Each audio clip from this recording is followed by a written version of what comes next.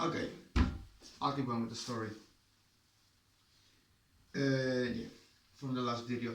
Basically, now you need to run from those feelings. You need to run from the fact that you are feeling trapped onto a relationship, because you are not trapped, buddy. You are getting someone that is good for you. Deep down, you know when someone is good for you or bad for you, and it's your decision to make, to stay or not to stay. What can I say about this point? This specific point is stay. Sacrifice that one thing, that one time. Jump. Take the leap and just stay. Don't let your anxiety beat you to it. Don't let you get down and get beat down by your anxiety. You cannot run away from your feelings, and you definitely cannot run away from someone that is there for you and that cares for you. You need to be emotionally available. We are not always emotionally available, but the blocking of the fear of commitment is entirely on yourself. It's entirely on your past experience, and you do not need to transpose those feelings to this new person, because this new person doesn't know what you went through, doesn't know what you're feeling, doesn't know all of that. And if you communicate with that person, and you pass on like, yeah, I'm afraid of commitment. Can we, deal with this so I can be better? They will usually understand. They will definitely usually understand, because they care for you. So take the leap. Take the leap of hope and just accept that you need to try it. And this has come for me in a way that is just awful, and no one should ever have to go through that. But, that's the cycle I'm trying to get out of. I'm trying to accept that this other person there is there for me. And that's it. You need to take the leap of hope, of believing that everything will be better, and not trusting that everything that's bad right now will stay bad, because it won't. Afterwards, being in this cycle, and when my anxiety just came to form like this huge thing. I just keep going about the story with my ex-girlfriend back in Venezuela, when the girl with BPA or BPD or whatever. So what happened next? What happened next was, me being very, very distrusting of my own thoughts, of what I was saying, of that she's okay, she's probably okay. And then I received a message, and I instantly panicked. She said something wrong. That's just not okay. I started to get worried. I started to care too much for this person that was constantly trying to hurt me. I made my mistakes. I won't say otherwise. Like I too made mistakes in that relationship, as a normal person would do when you're young. That was my second relationship, so I didn't have the experience at all to make anything of that. But what happened? My mistakes did not allow the other person to hurt me in a way that it actually affects me for a long time in my life.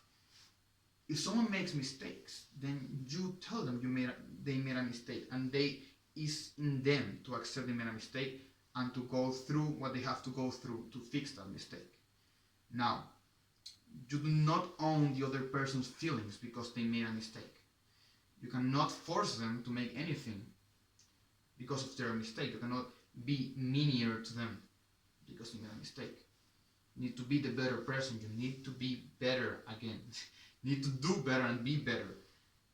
So she based, like, every mistake I made in that relationship was just met with a ton of anger, with a ton of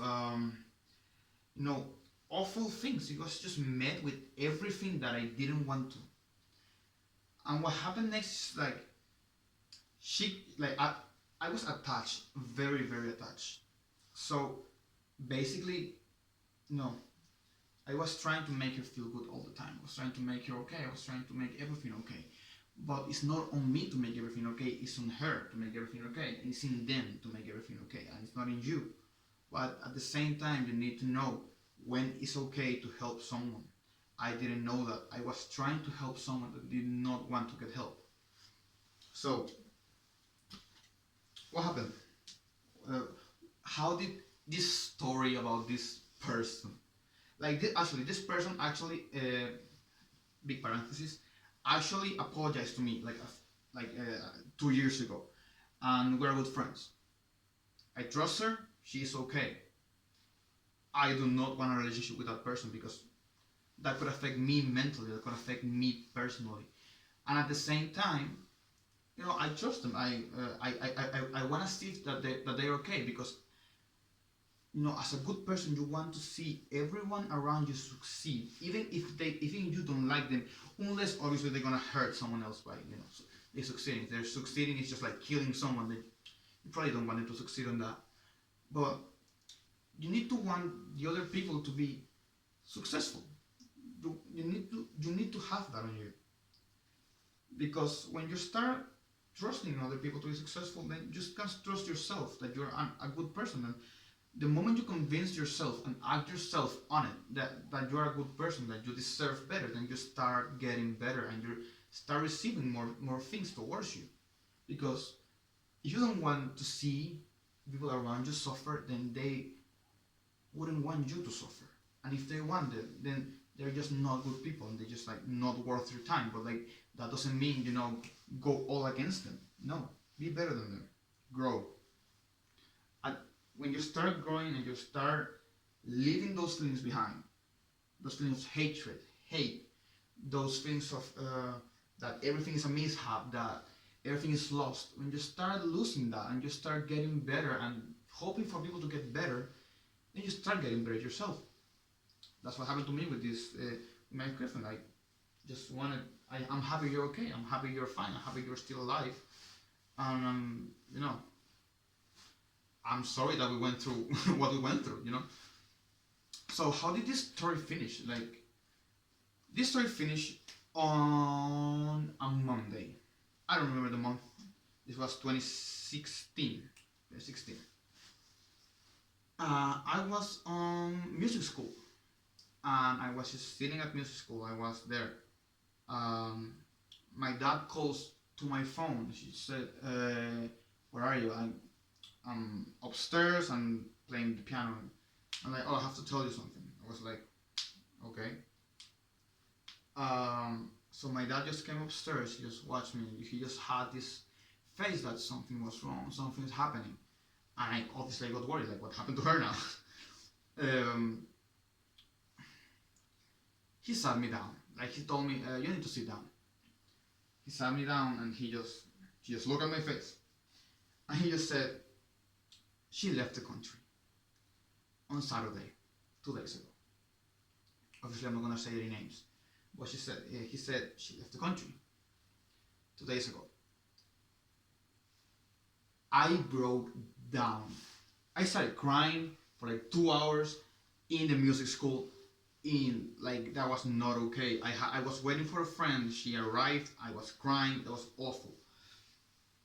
And what you'll learn from that experience is that sometimes they just leave. Your problems sometimes they just like solve themselves. I knew she was gonna leave the country at some point. Like, I knew that. Like, she told me she was gonna leave the country. We had like a very nice day before that.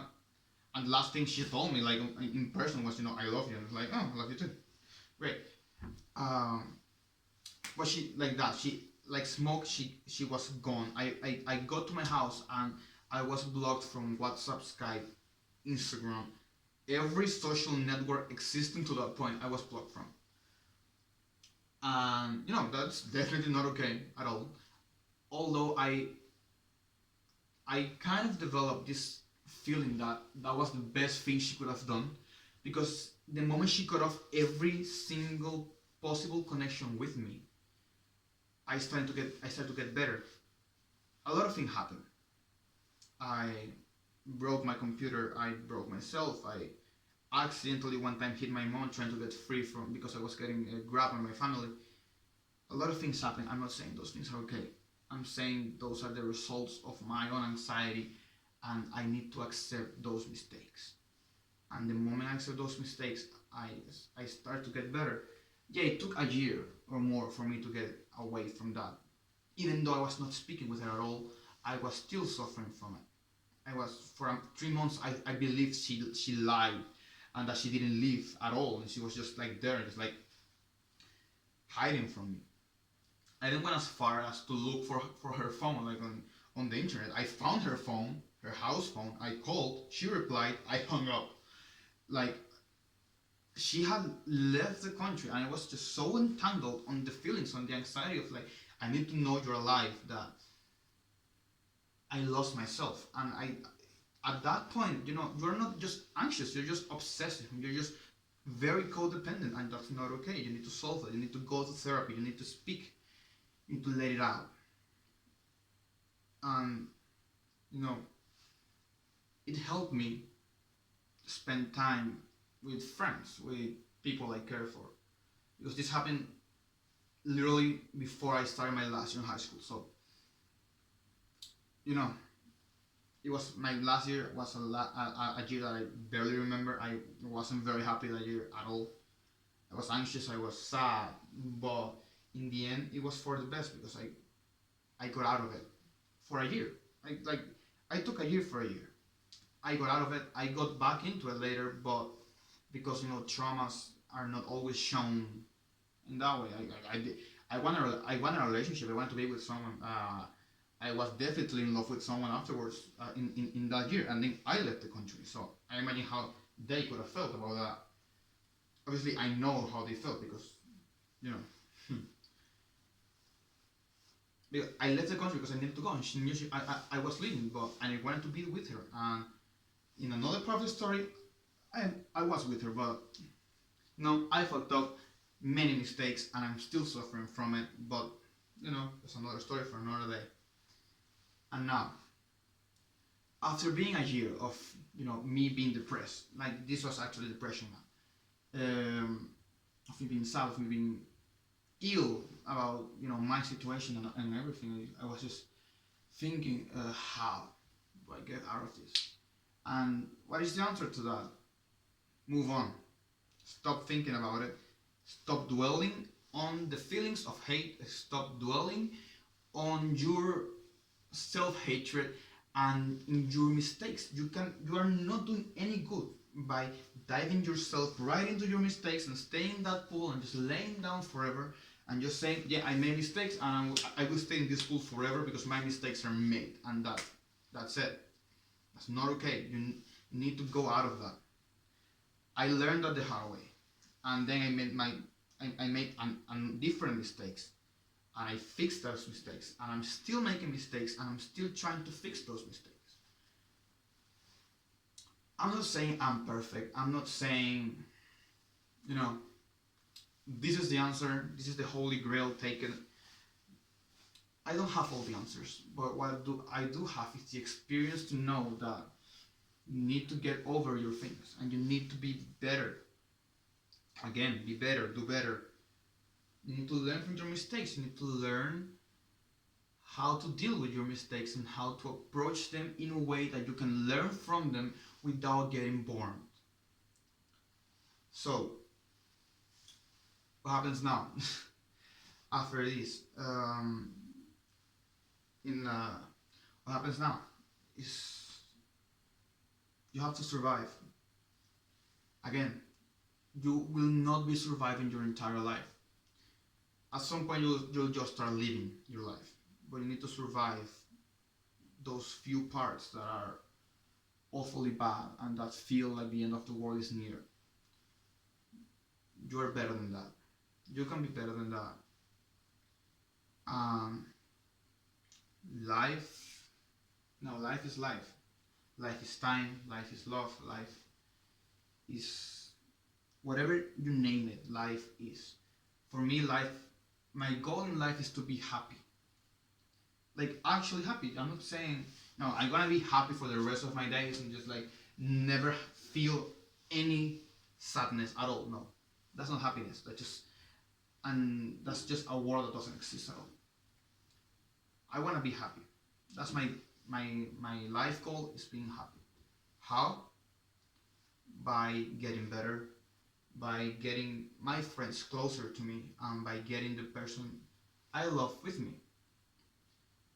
And all of those stuff start today, where you start fixing yourself, and when you start getting better, that's when you start making your life goal a reality. And you need to be aware of that, because you make your own reality, you create your own reality, and the only way to create it is to save yourself, to survive, to move on, and to start living as soon as possible, because as soon as you start living, the better your life will be. That's pretty much it for this video, guys. Not today probably, but thank you for watching.